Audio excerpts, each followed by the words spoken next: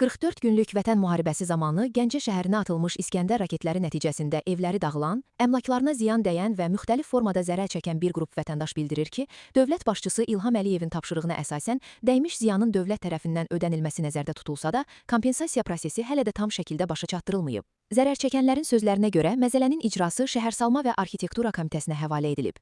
Lakin onlar uzun müddətdir müraciətlərinə baxılmadığını, komitə rəhbərliyi tərəfindən qəbul edilmədiklərini və dəymiş ziyanın tam həcmdə ödənilmədiyini bildirirlər. Bundan əlavə, bəzi vətəndaşlar komitənin ayrı-ayrı əməkdaşları ilə bağlı ciddi iddialar irəli sürürlər.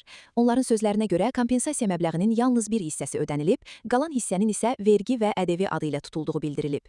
Vətəndaşlar qeyd edirlər ki, məsələ ilə bağlı vergi orqanına sorğu göndəriblər.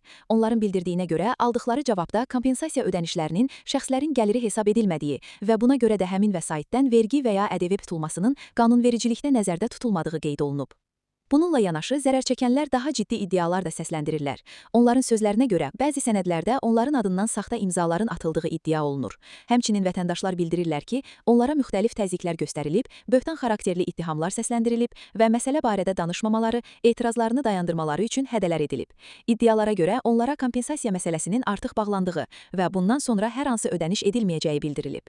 Zərər çəkmiş vətəndaşlar hesab edirlər ki, bu iddiaların hüquq mühafizə və digər aidiyyətli dövlət qurumları tərəfindən obyektiv araşdırılmasına ehtiyac var. Onlar kompensasiya prosesinin tam şəffaf şəkildə yoxlanmasını, qanun pozuntusu aşkarlanacağı təqdirdə məsul şəxslər barəsində qanunvericiliyə uyğun tədbirlərin görülməsini istəyirlər. Sonda Gəncə sakinləri Prezident İlham Əliyevə müraciət edərək bildirirlər. Biz 44 günlük Vətən müharibəsində raket terrorunun qurbanları olmuş sadə vətəndaşlarıq. İllərdir haqqımız olan kompensasiyanın tam ödənilməsini gözləyirik. Səsimizin eşidilməsini, iddialarımızın obyektiv araşdırılmasını və hüquqlarımızın bərpa olunmasını xahiş edirik. Bugün bizim yeganə ümid yerimiz cənab Prezident İlham Əliyevdir. İnanırıq ki, müraciətimiz diqqətdə saxlanılacaq və məsələnin qanun çərçivəsində ədalətli həlli təmin olunacaq.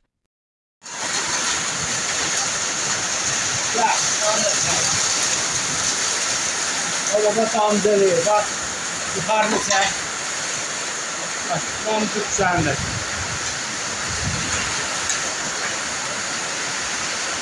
Sen, tut kolunu süslüdü, bak, buraları çek, çek.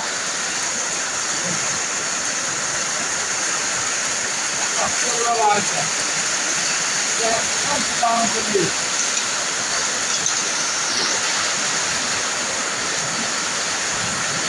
Haydi.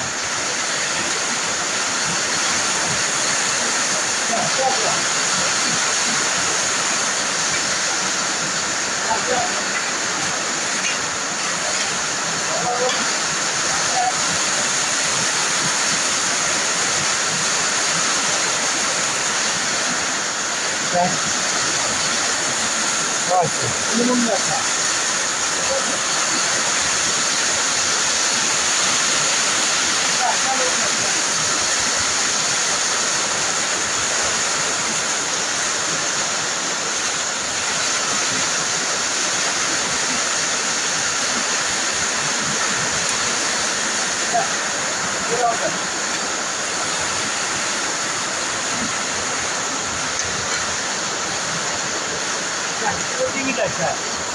Varsın.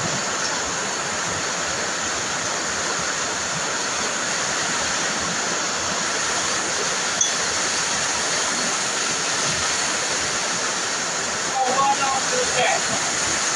Gördüğün Allah'ın altını. Bugün burana görüyorum. Hadi.